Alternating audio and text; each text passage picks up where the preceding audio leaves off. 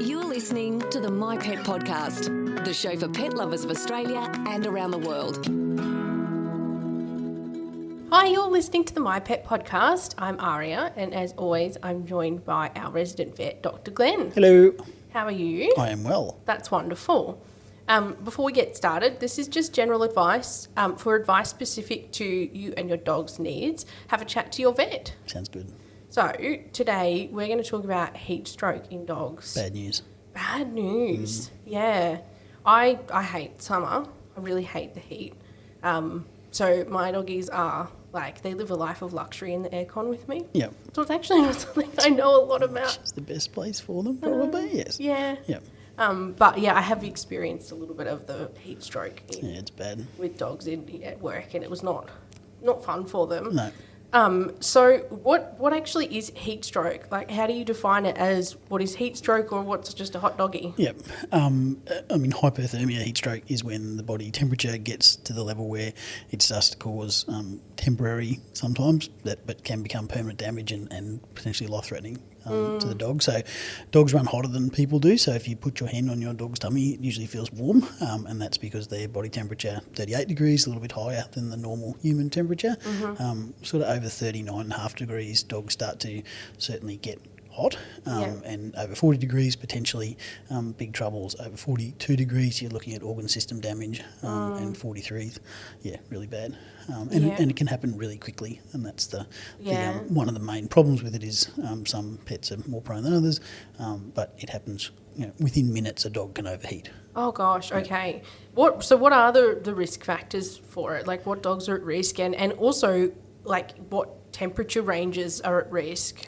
Yeah, I mean, certainly. I mean, the main risk factor is obviously hot conditions. Yeah. But heat and humidity, and the interaction between those has got a big place basically, because dogs can only cool down essentially by panting, so just evaporation of air, making moisture evaporate on their tongues and a little bit around the gums and the mucous membranes. But it's pretty much that air moving rapidly over the tongue.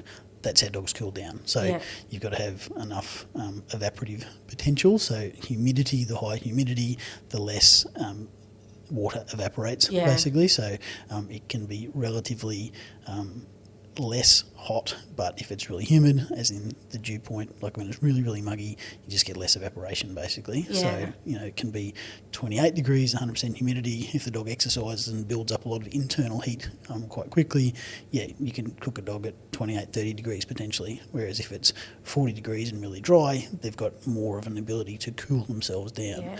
Unless they've got a problem with actually moving air, which becomes a big risk factor problem. And puppies certainly have problems moving air and panting effectively.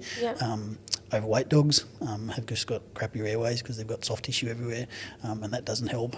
Older dogs, non-specifically, have troubles with moving enough air because their lungs sometimes seem to be a bit less compliant, and older dogs more likely to be fat potentially, but more likely to get conditions like laryngeal paralysis, where their back of their throat nerves don't work properly. So that's a risk factor. And look, realistically, the main breed associated or type of dog, brachycephalics, short-nosed, cute dogs that everyone likes on Instagram, but they've got major problems with not being able to move enough air over their tongues. They've got short muzzles, they've got long tongues, but the tongue's out of the mouth half the time and not in airflow. And they've also got more likely to have soft palate problems. So the actual movement of that air doesn't get directed over the tongue. It goes into their cheeks and everywhere else other than over the tongue. That is where it's needed to create cooling. So that's sort of the main risk factors. But I mean, I really counsel people that it takes very small amounts of time. I mean, obviously the dogs in a hot car situation is terrible, and yes, cars heat up really quickly, but I've seen dogs overheat with 2 minutes literally of ball chasing on a really humid morning. It's 6 o'clock in the morning in Brisbane here. It can be 28 degrees on a muggy morning, 100% humidity, dog chases a ball, exercises really quickly for a couple of minutes, and that's enough to tip them into this cycle of not being able to cool themselves down properly. It's easy to check the humidity as well. Most weather apps on people's phones will have it, and so people might check the temperature before they go out, but it's easy enough to check the humidity as well. If people are aware of it, then they can do that. Yeah, it's a really, really big factor. So what symptoms people, like what happens? Yep. What does it look like? Initially, I mean, they just look like a hot dog. I mean, we all know that dogs pant when they're hot, and that is how it looks, but is it... If they got mustard or tomato sauce or both, or a little bit of sauerkraut. I love sauerkraut on a hot dog. Yeah. Is it... Sorry. Is it... controlled panting or sort of uncontrolled panting? Like dogs, the hotter they get, the more distressed that panting becomes, and they actually get to the stage where the panting becomes less efficient. If it's rapid panting, usually they produce more saliva and attempt to cool down, so like increasing drooling. If the panting goes to the stage where they're really not coping with the heat, they can go to actually a slower, deeper pant, and that is even worse because they're shifting less air and they just go further. But one of the problems with panting is there's lots of effort goes into panting. So if you see a dog that is hot, like it takes a lot of muscle activity to pant, and particularly like heavy set dogs like staffies and bulldogs and highly muscled dogs, the amount of energy or heat they actually generate through panting can nearly be this vicious cycle of making them hotter still once they get in trouble of not being able to shift enough air. So just the amount of activity that their body makes that goes bad. Depending on how what sort of time frame they're overheating, I mean certainly nausea and vomiting happens and sometimes diarrhoea. So if you've got a longer term overheating problem and if they're drooling enough and panting enough, trying to shift enough air, dehydration comes into play. So that becomes a problem. But if their body temperature gets high enough, you start to look at neurological problems. So they actually get swelling of the brain. They start to have little muscle tremors. So it goes from panting and breathing faster to involuntary muscle tremors, which can become seizures, loss of consciousness, death, and that can happen within 10-15 minutes if it's hot enough. What are the red flags that you need to go to the vet? Because it sounds like this is something that could be a real emergency. Yeah, look, I mean, to me, if you've got that rapid uncontrolled breathing, for more than a couple of minutes, and it's definitely if there's any wobbliness or neurological symptoms, absolutely. But I would still get your dog checked out if you think they've got really hot and couldn't control their temperature for more than a couple of minutes, because unfortunately, they can recover from getting really hot, as in it's usually they haven't had a fatal dose if they can come back down by themselves. But if you've got to intervene and actively cool your dog down, which we'll go into, the damage could have been done where this cascade of effects happens. Like if their organs have got hot enough and their blood's got hot enough, they can start clotting blood in the bloodstream and getting DIC, which is where their clotting factors all go out of whack and they start internally hemorrhaging and all sorts of stuff.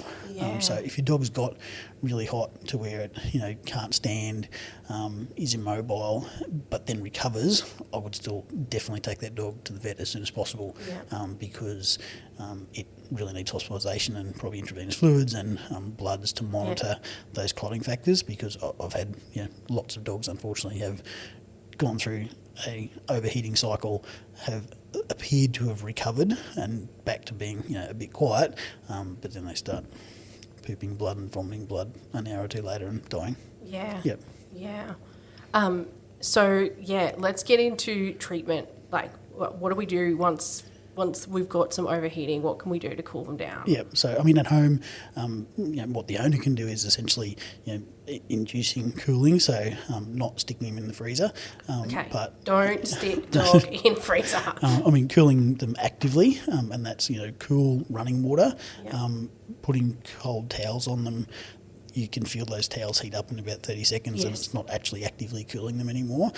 Definitely fans, definitely air conditioning, preferably air conditioning in the fan.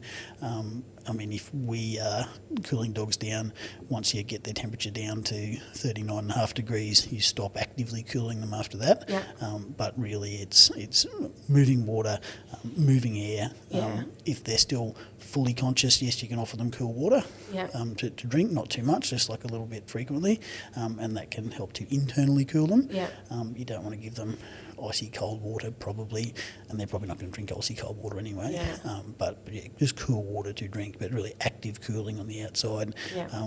You can use like ice to cool them, but not directly on their skin. And it would be like a cool brick wrapped in a cold towel, or a wet towel, but you just got to make sure you're not burning skin. Like as in cold burning skin. So same as like when you're icing a sprained ankle kind of thing. Basically, and in the places where they cool most actively, so armpits and groins and feet. They talk about rubbing alcohol, like to actively evaporate and cool feet. And yes, that works, but water's probably more effective probably. And like just a hose and...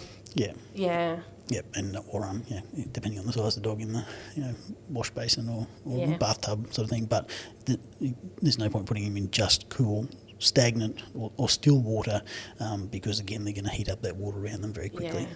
And obviously if they're losing consciousness, never any water around their face and that sort of thing because they're already in a bad way. And what does treatment look like in a clinic? In a clinic, I mean, all those things to get their temperature back into normal territory, but also, intravenous fluid support. I mean, I've done occasional, cold water enemas and that sort of thing to try and drop body temperatures as soon as possible, but that's, your vet's going to be doing that, you're not going to be doing that.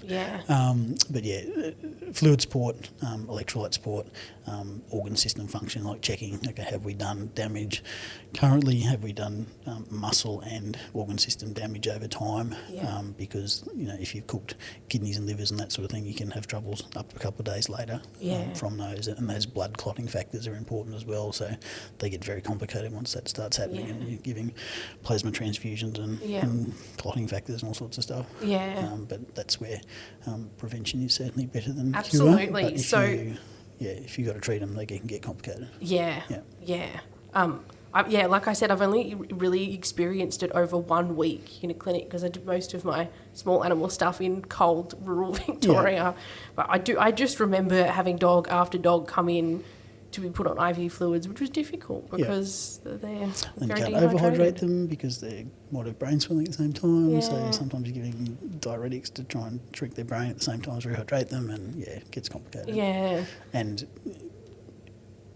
cool environments and all of a sudden a hot weather event, I mean, they do adapt to their environment. So, I mean, the first hot spell of spring, if dogs aren't used to it, I mean, that's a particular sort of risk factor of if the dogs aren't used to the heat, they probably don't modify their behaviour enough, but their tolerance actually does increase to heat to some extent over time as well. So, if you've got an out of the normal weather system coming through, they're even more likely to overheat.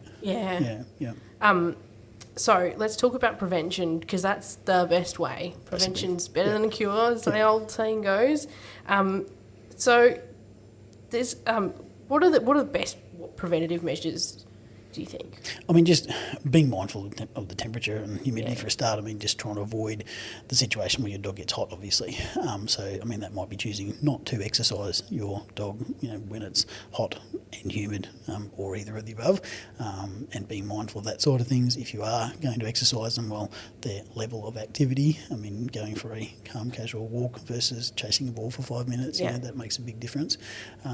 Depending on your pet, I mean, I'm an advocate and I do it with my dogs if it's hot. I mean, certainly always have some water with you, and a little collapsible bowl or whatever system you want to work to, you can give your dog water frequently throughout the walk or throughout the exercise, and that can certainly help. But having enough water where you can, I think it's a good idea to wet your dog before you start, so they're already wet on the outside, because again, dogs only pant to cool down, but if they've got water on their hair and on their skin while they're starting to move, well, that's having a cooling effect from the start, so it's probably delaying heat build-up rather than having to cool them off at the end. And you can still cool them off at the end as well, but that preemptive stuff to me makes a lot of sense. I have a collapsible water bowl with me like all the time. I've got one in the car and I've got one that I keep in my bag, and it's just the handiest thing. Yep. I love it. And I mean, to me, okay, you know, if you're going on walks and that sort of thing, well, it's more of a controlled environment. Yeah. I mean, there's plenty of people who've got, you know, outside dogs. Obviously, you know, shade and available cool water is really important at home, because, you know, you may not be taking your dog for a walk while you're at work, but your dog might be chasing the postie or running up with the dogs next door or whatever. So it doesn't mean that they're not potentially exercising and increasing their heat load, and they could, you know, potentially get into trouble, you know, while you're not there. So doing you know, environmental care as much as you can with, I mean, basically that's a nice cool environment that's as shady as possible if they're outside. I mean, air conditioning is always cooler than outside in the heat if that's possible. You know, things like cooling mats and that sort of thing, having those available. And again, you don't want to confine a dog onto a very cold, potentially frozen, you know, towel or ice blocks or whatever. But if you've got that available to them and they choose, okay, this is a nice cool spot, yes, that can help to cool them down. We also sell little cooling fans that you can clip onto a crate. Yep. I think that's a really cool idea. Anything that moves air can help. Yeah. Yeah. And then there's also a few different cooling vests and things. So there's a couple of cooling vests that you can like put water on and then put it on the dog. Yep. And there's also one that Roughwear have that you can attach to the harness. Yep, just an add-on. Yeah, which is really cool. Yep, and they're, I mean, not so much for preventative, I mean, it's trying to stop your dog getting hot in the first place. That's probably not going to be the first thing you use if your dog's already overheating. But yeah, absolutely. I mean, we're trying to stop it and making your pets walk more comfortable and less likely to cause troubles. Yeah. Yeah.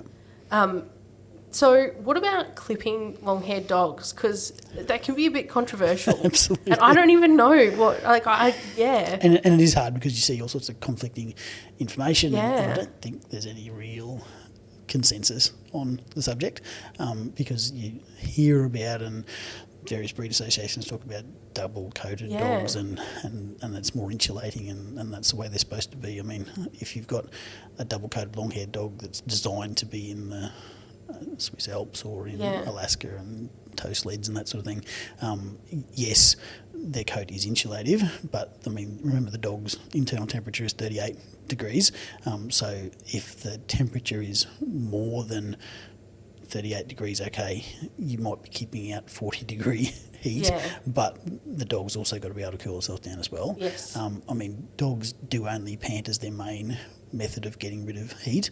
I mean, they do radiate a little bit of heat, which a heavy coat stops that. I mean, to me, they conduct heat quite well as well, as far as like if they're lying on, we all know about the dogs that lie on cool concrete or cool tiles or dig a hole in the moist dirt and bugger up your garden. But that's the coolest spot to lie. So if you are adverse to giving your dog a full body clip, I mean, clipping its belly and underneath its trunk and legs, I mean, to me that makes sense because then it can lie on stuff and conduct heat away. If you want to give your dog a summer clip, I've certainly got no troubles with it. I think it's beneficial. Some dogs with double coats, they might look a bit funny when they grow their hair back, and it comes through as a slightly different colour, and they look a bit weird. But that's totally up to you. I mean, I'm not pushing people either way, but I think I think there's benefit to clipping, basically. And obviously, you don't want to clip them to nude if they've got pink skin because they can get sunburned. But you know, going fairly short is still, to me, it's got to be a lot cooler because they can radiate heat. And more so conduct heat.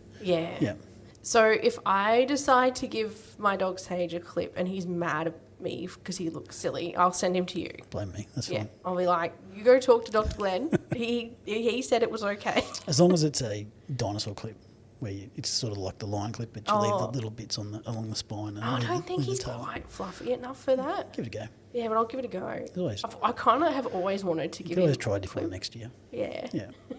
Well, that's been very helpful. Thank you. It's definitely something to look out for, and there's lots that you can do to prevent it. Absolutely. Hopefully that people know how to prevent it. Then it's not going to be such a big thing. 'Cause it can be very deadly. Stay cool. Yeah, stay cool. Wiggles hands. Thanks, guys.